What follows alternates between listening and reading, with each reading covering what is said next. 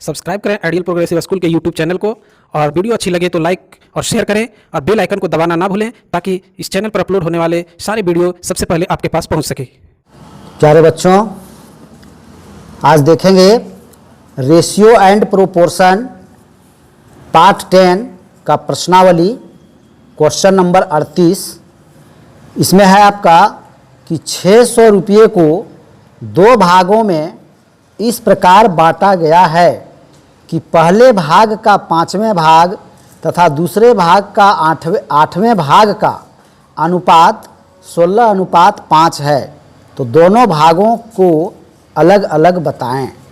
ये है, तो इसको हम लोग कैसे बनाएंगे? सबसे पहले क्वेश्चन को समझेंगे कि 600 रुपये को इस प्रकार बांटा गया है कि पहला भाग का 5वां भाग जो करते हैं वो और दूसरे भाग का 8वां भाग, ये दोनों का अनुपात है 16:5। ठीक है, तो पहले हम लोग माना पहले भाग का 5वां भाग बराबर 16x रुपया, क्योंकि अनुपात दिया है 16:5, पहला भाग का 5वां भाग का और दूसरे भाग के 8वें भाग का, इसलिए पहले भाग का 5वां भाग हो गया 16x रुपया मान लिए हम, और दूसरे भाग का 8वां भाग बराबर 5x रुपया मान लिए। ठीक है, अब है कि जब पहला भाग का 5वां भाग का 16x रुपये है तो पहला भाग हो जाएगा 16x गुने 5, क्योंकि 5वां भाग 16x है तो पूरा भाग हो जाएगा उसका 5 से गुना।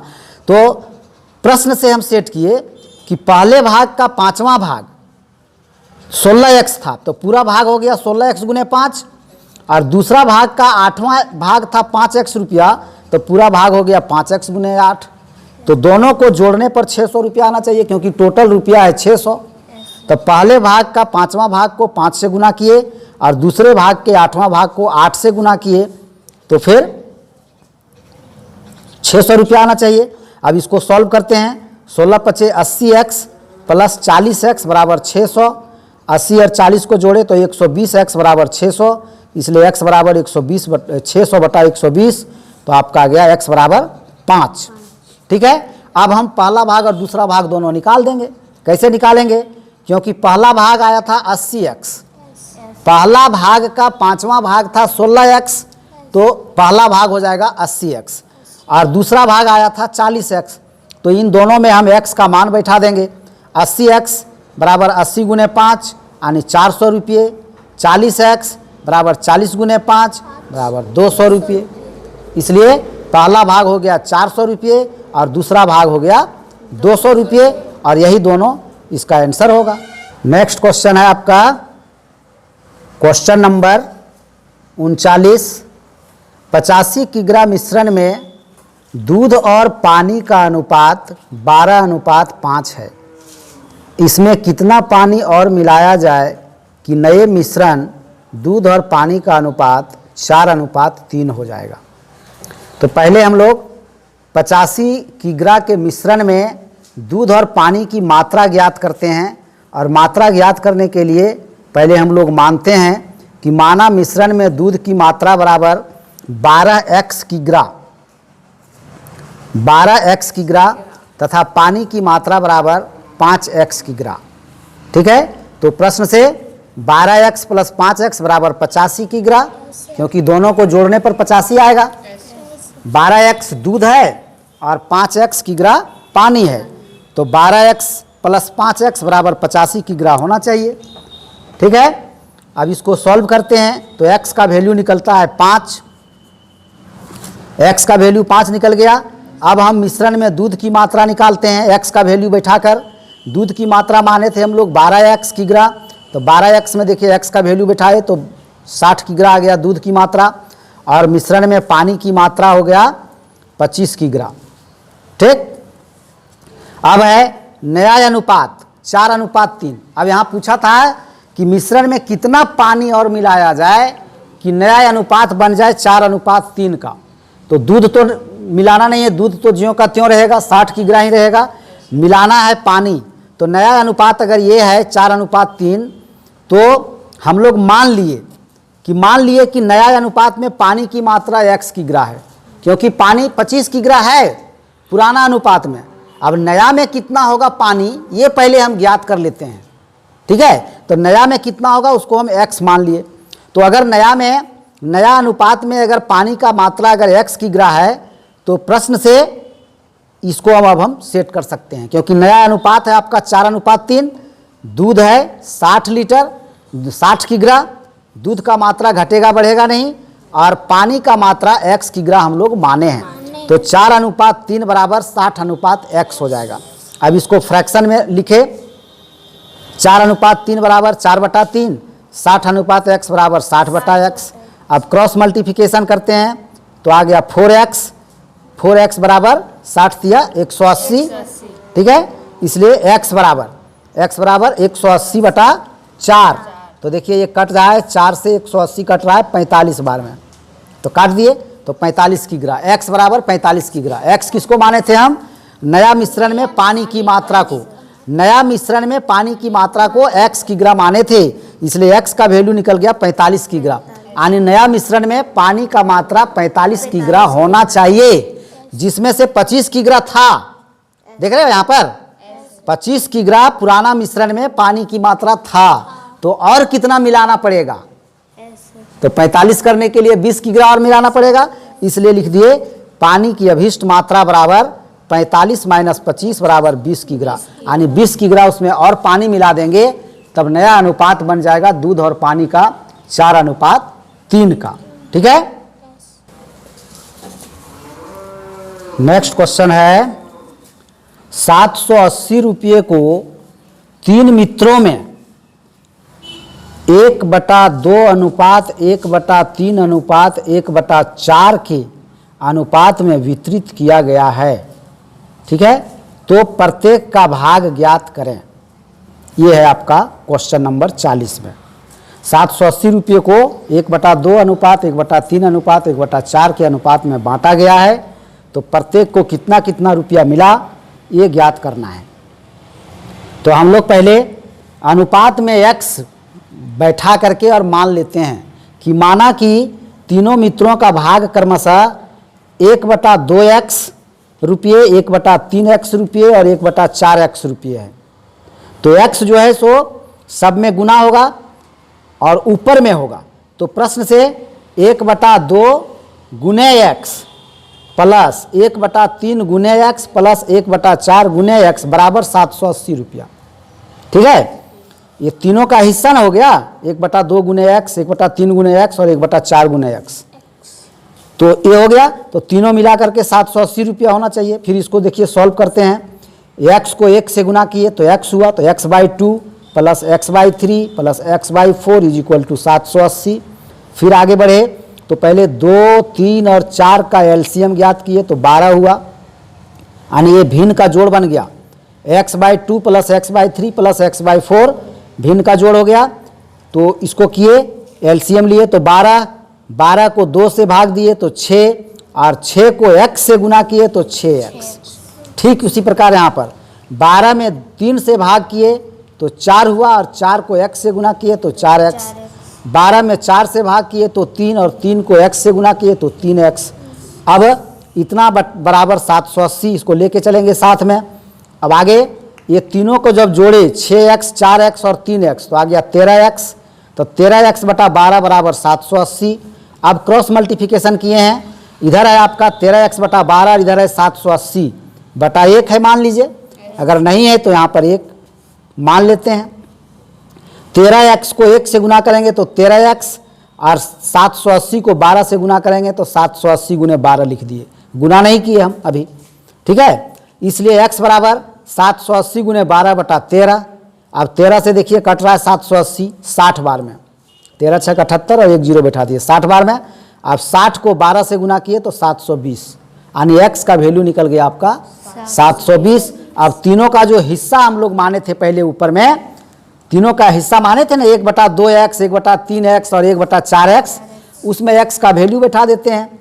तो x का वैल्यू बैठाएंगे यानी गुने 1/2x मतलब 1/2 गुने x, तो x का वैल्यू निकला है 720। इसलिए पहले मित्र का भाग बराबर 1/2 गुने 720 यानी 360 रुपये। कट गया 2 से 720 360 बार में। दूसरे मित्र का भाग बराबर 1/3 गुने 720, ये कट गया 240 बार में तो 240 रुपये। तीसरे मित्र का भाग हो गया 1/4 गुने 720 यानी 180 रुपये। ठीक है, तो ये तीनों मित्रों का ये भाग हो गया। नेक्स्ट क्वेश्चन 41, ए और बी के मासिक आय का अनुपात 8:7 है तथा उनके खर्चों का अनुपात 19:16 है। यदि प्रत्येक की मासिक बचत 2500 रुपये है तो प्रत्येक की मासिक आय निकालें। ए और बी का आय का अनुपात दिया हुआ है आपका 8:7 और खर्चा का भी अनुपात दिया हुआ है 19:16 और बचत है दोनों का 2500 रुपये। आय अलग अलग, खर्चा अलग अलग, लेकिन बचाते हैं दोनों 2500 रुपये करके ही। तो दोनों का आमदनी निकालना है, मासिक आमदनी। तो अनुपात दिया हुआ है तो पहले हम उसमें x मिला करके, x गुना करके उसका आमदनी को मान लिए। माना ए और बी की मासिक आय क्रमशः 8x रुपये एवं 7x रुपये है। ए का 8x रुपया और बी का 7x रुपया अनुपात के अनुसार। तो जब आमदनी 8x रुपया है ए का और बचत है 2500 रुपये, इसका मतलब खर्च कितना है। तो आमदनी अगर किसी का 500 रुपये हो और बचत करता है वो बचत इसका और बचत अगर कर रहा है वो 100 रुपया, तो खर्च कितना कर रहा है 400 रुपया। यानी 500 में 100 माइनस करेंगे तो आ जाएगा वो खर्च। इसका मतलब 400 रुपया खर्च करता है, यानी 500 माइनस 100। तो इसमें हम उसी तरह से करेंगे क्योंकि आमदनी आपके पास 8x रुपया है और खर्च बचत है 2500 रुपये, तो खर्च हो जाएगा 8x माइनस 2500। इसको माइनस तो नहीं कर सकेंगे क्योंकि विजातीय है, दोनों अलग अलग जाति का है, लेकिन लिख सकते हैं उस तरह से जैसे उस दिन उम्र वाला में था। ठीक है, तो 8x माइनस 2500 रुपये हो गया ए का मासिक खर्च और बी का मासिक खर्च हो गया आपका। देखिए ए का मासिक खर्च हो गया 8x माइनस 2500 रुपये और बी का मासिक खर्च हो गया 7x माइनस 2500 रुपये, क्योंकि उसका आमदनी था 7x रुपये और बचत था 2500 रुपये, तो माइनस कर दिए। अब खर्चा का अनुपात भी दिया हुआ है, क्वेश्चन में आपको दिया हुआ। देखिए खर्च का अनुपात है 19:16 और खर्च इन लोग का है, एक का है 8x माइनस 2500 और दूसरे का 7x माइनस 2500। इसका मतलब ये दोनों का अनुपात और 19:16 दोनों बराबर होगा। तो प्रश्न से वही सेट किए हैं। देखिए ये खर्च हो गया 8x माइनस 2500 अनुपात 7x माइनस 2500 बराबर 19:16। ये खर्चों का अनुपात है और ये दोनों खर्च है। ठीक है, तो अनुपात में इसको सेट कर दिए।